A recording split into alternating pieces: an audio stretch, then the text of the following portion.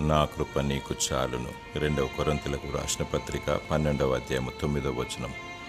దేవుని కృప ప్రాముఖ్యమైనది. రక్షణ విషయమై, స్వస్థత విషయమై, విజయం విషయమై ఆయన కృప అవసరమైనది. దేవుని ఉచితమైన మహాకృప ద్వారా రక్షింపబడిన మనము విశ్వాస జీవితంలో విజయం పొందుటకు కూడా దేవుడు కృపను చూపుతాడు. దేవుని కృప పాపము ఒప్పింపచేయును, పశ్చాత్తాపము దయచేయును.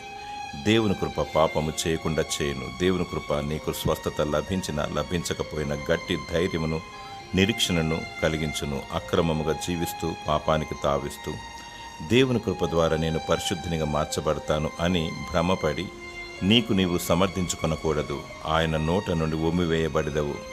కృప ఏది ఉన్నా లేకున్నా తృప్తిని, సమాధానమును, ఉల్లాసమును కలిగించును. నీతిగా జీవించు. దేవుని కృప నిత్యము నీకు తోడయుండునుగాక. ఆమేన్.